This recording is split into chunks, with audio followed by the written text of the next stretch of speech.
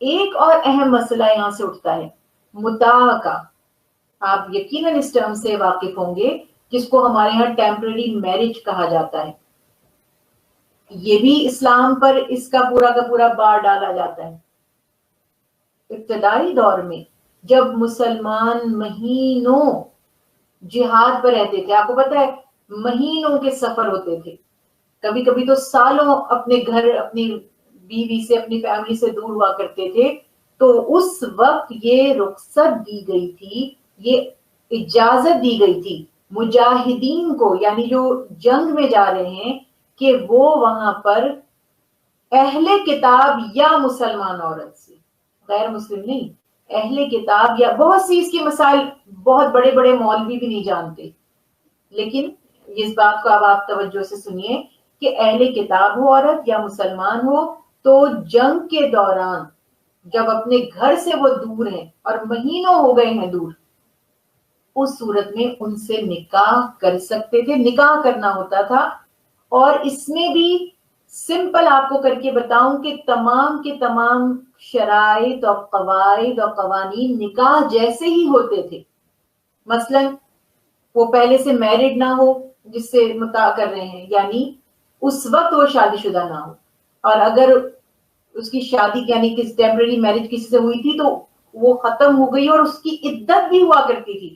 بہت سے علماء یہ کہتے عدت نہیں تھی، عدت بھی ہوا کرتی تھی.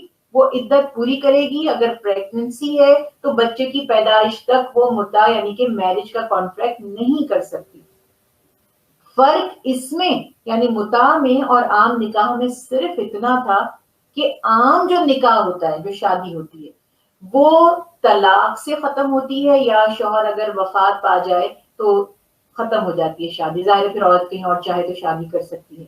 لیکن متاع میں یہ ہوتا ہے کہ جو ٹائم لمٹ بنا لی جاتی ہے کہ بھئی یہ 2 مہینے کے لیے، 1 مہینے کے لیے، یا اتنے دن کے لیے، یا اتنے مہینے کے لیے شادی ہے، تو جتنے دن طے ہوئے ہیں اور اس کے عوض مہر ادا کیا گیا ہے، تو وہ ان دنوں کے پورے ہونے پر ختم ہو جائے گی شادی.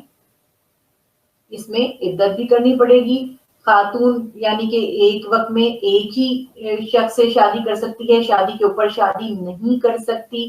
اگر اس نے وہ پہلا کانٹریکٹ اس کا ختم ہوا ہے، وہ جو شادی ختم ہوئی ہے، تو عدت پوری کرے گی، اور اس سے پیدا ہونے والا بچہ جائز وارث ہوگا، مرد کی پراپرٹی میں اس کا حصہ ہوگا. یہ شرعی طریقہ تھا، اور یہ صرف سنیوں میں نہیں تھا بلکہ اہل تشیع جو ہمارے بھائی ہیں ان میں بھی یہی، ان کی اگر آپ صحیح مستند کتابیں اٹھا کے دیکھیں تو یہی طریقہ تھا.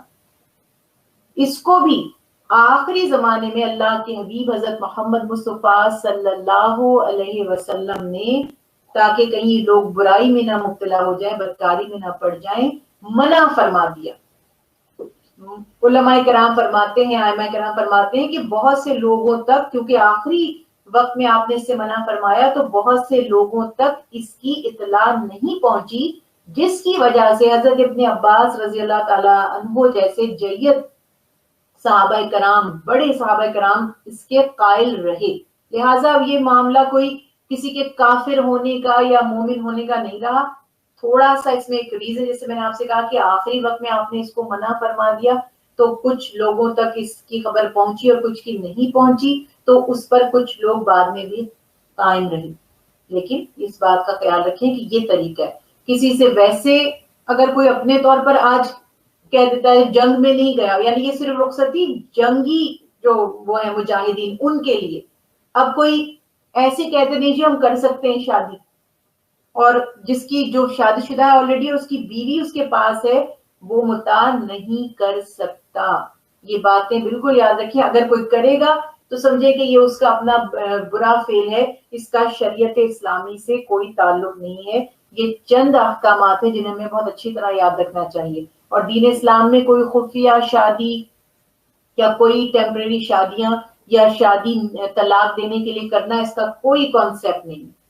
ارادہ پہلے یہ ہونا چاہیے کہ گھر بسانے کے لیے نیک نیتی سے نکاح کیا جائے. ہاں خدا نخواستہ بعد کے حالات کچھ اور ہو جائیں تو وہ الگ بات ہے، لیکن دین اسلام میں شادیاں خفیہ رکھ کے کرنا یا ٹیمپرری میرجز کرنا وہ بالکل پسندیدہ نہیں ہے، بہت ہی برا اور گناہ کا عمل ہے۔